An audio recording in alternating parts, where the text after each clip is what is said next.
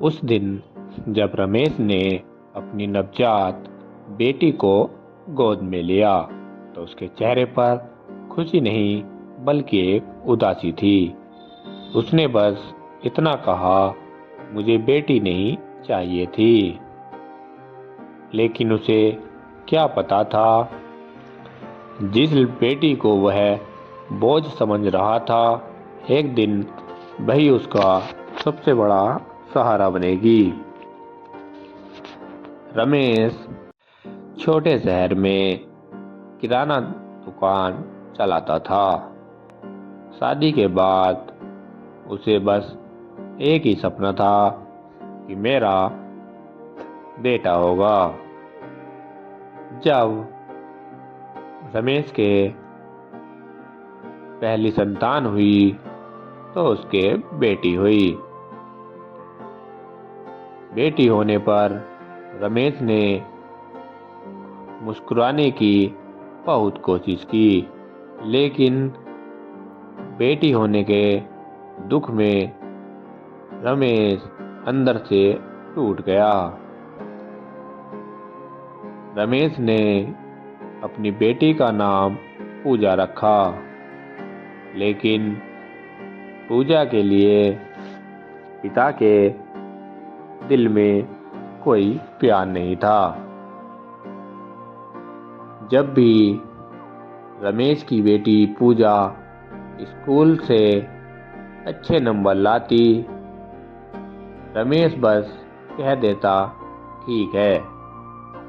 लेकिन अगर पड़ोसी के बेटे ने कुछ छोटा काम भी कर दिया तो रमेश उस लड़के की तारीफ करता।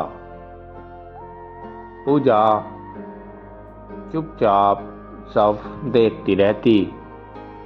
वो कभी भी अपने पिता से कोई शिकायत ना करती।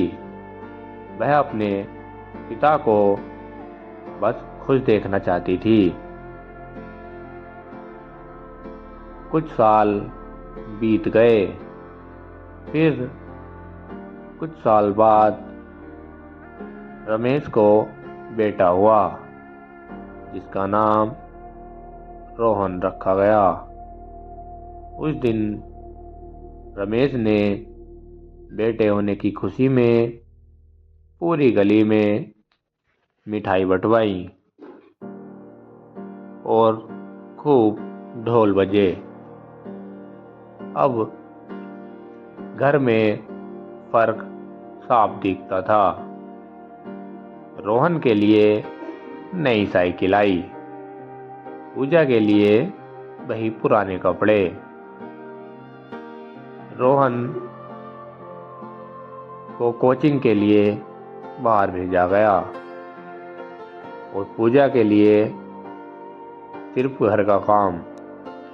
वह अपनी पत्नी से कहता, इसे घर का काम सिखाओ क्योंकि इसकी शादी होगी और इसे यही काम करना है।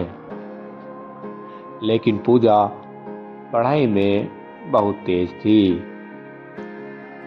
एक दिन पूजा ने हिम्मत करके कहा, पापा मुझे शहर जाकर पढ़ना है।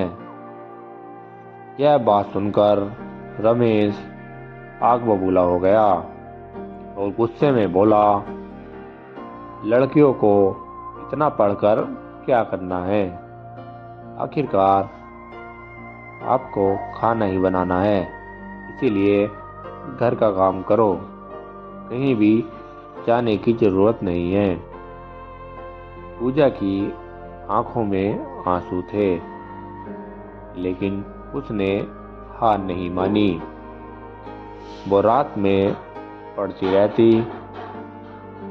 अचानक रमेश का बिजनेस घाटे में चला गया। रमेश पर बहुत कर्ज हो गया और कर्ज बढ़ता देख जो उसका लाडला बेटा रोहन था, एक दिन घर में बिना किसी से बताए घर छोड़कर चला गया। रमेश बुरी तरीके से टूट गया। जिस बेटे के लिए उसने सब कुछ किया, वही बेटा मुश्किल समय में अपने पिता का साथ देने की बजाय उसे अकेला छोड़कर चला गया। उसी समय रमेश की लड़की पूजा ने एक बड़ा कदम उठाया। उसने चुपचाप स्कॉलरशिप फॉर्म भरा था। उसे शहर की एक बहुत बड़ी और अच्छी कंपनी में जॉब मिल गई। वो घर आई और बोली, पापा अब मैं कमाऊंगी। रमेश ने पहली बार अपनी बेटी पूजा की तरफ एक अलग नज़र से देखा। पूजा दिन रात मेहनत करती और उसने धीरे धीरे रमेश का सारा कर्ज उतार दिया। फिर उसने अपनी माँ का इलाज कराया। रमेश की जो बिजनेस ठप हो गया था और फिर एक बार दोबारा से उसने रमेश की दुकान खड़ी कर दी। लेकिन रमेश के अंदर अपराध बहुत बढ़ता जा रहा था। एक दिन रमेश को दिल का दौरा पड़ा और जहां उसका इलाज हो रहा था उस अस्पताल में जब बिल आया तो वह बिल बहुत बड़ा था। पूजा बिना सोचे अपने सारे सेविंग्स ले आई और डॉक्टर से बोली, जो भी खर्च हो वह मैं चुकाऊंगी और मेरे पापा को बचा लीजिए। अस्पताल के कमरे में रमेश ने पूजा का हाथ पकड़ा।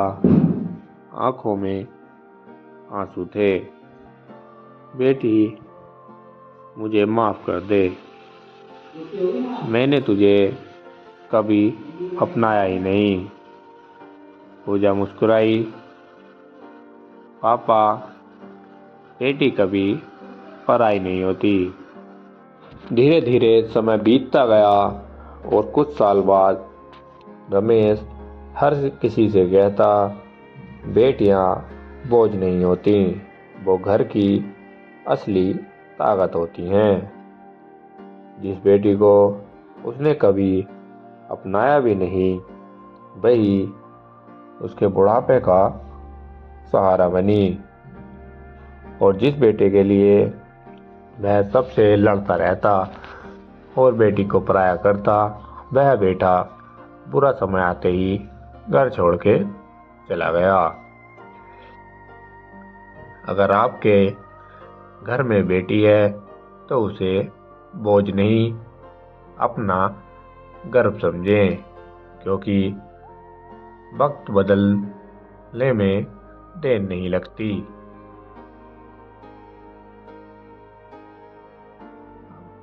अगर दोस्तों आपको ये कहानी अच्छी लगी हो तो वीडियो को लाइक कर दें और चैनल को सब्सक्राइब कर दें। धन्यवाद।